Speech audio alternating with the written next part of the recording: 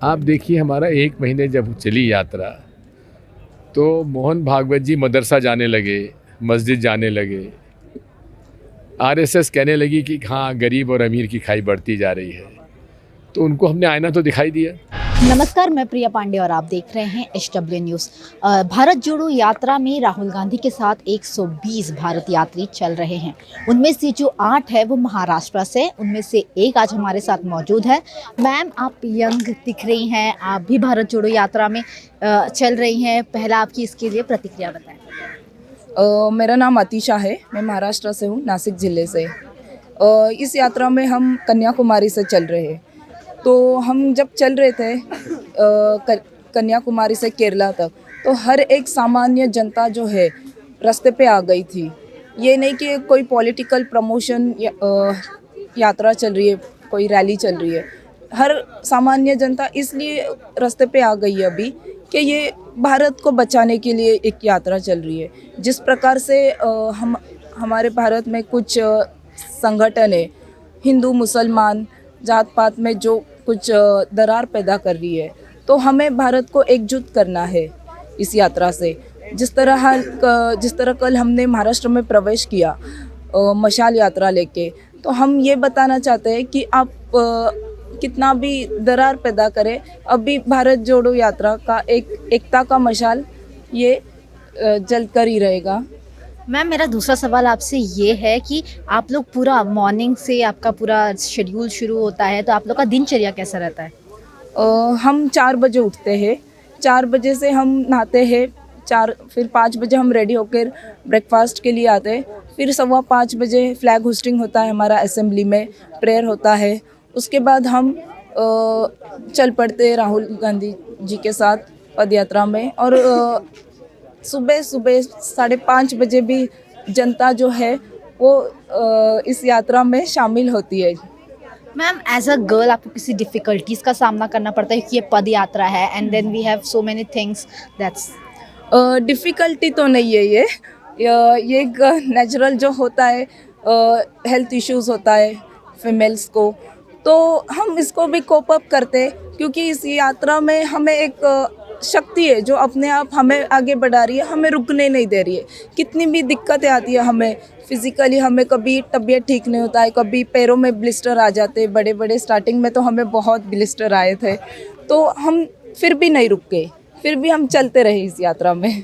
आप एक यूथ हैं, तो आप एक इंस्पिरेशन है हमारे देश के यूथ के लिए, तो उनके लिए आप कुछ कहना चाहेंगे?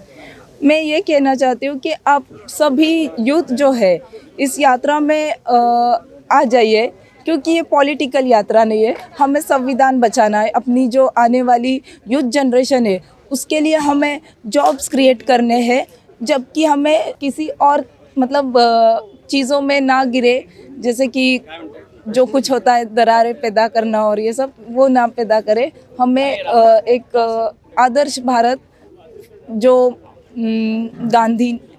गांधी जी के सपनों का भारत था, अंबेडकर जी के महान हमारे जो भी लीडर्स थे उनके सपनों का भारत था, वो हमें फिर एक बार ये करना है, प्रूव करना है। आप लोग इतने दिनों से चल रहे हैं भारत यात्रा में, आपका बेस्ट एक्सपीरियंस क्या था इसमें?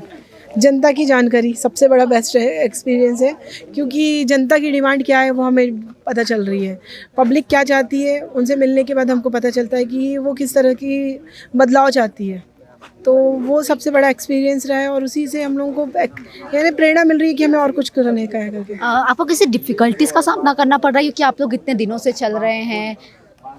डिफ़िकल्टी तो नहीं, अभी हमें तो हैबिट हो गई। पहले स्टार्टिंग में हमारे थोड़े पैरों वगैरह में छाले आए, लेकिन अभी ऐसे हैबिट हो गई कि हम अगर नहीं चले तो हमें ऐसा लगता है कि नहीं, आज का दिन ही ख़राब हो गया है। एज अ यूथ आप हमारे और दूसरे यूथ को क्या ऐसा देना चाहती हैं कि जिससे वो भी प्रेरित हों? अपने जो भी नाइंसाफ़ी के खिलाफ अपने अंदर में आवाज़ ना दबाएं, उसको खुलकर सामने बोले। जिस तरह से राहुल जी चल रहे हैं कि लोगों को जागरूक करने के लिए, तो वो भी बाहर निकले और अपने मन का जो है, मन में जो बातें हैं कि ये गलत हो रहा है और सही है, उस चीज़ को सबके लोगों के सामने लाए। अगर वो लोग जब तक नहीं आएंगे बाहर, तो इन जो अत्याचार हो रहा है, नाइंसाफ़ी हो रही, वो ख़त्म नहीं होने वाली है।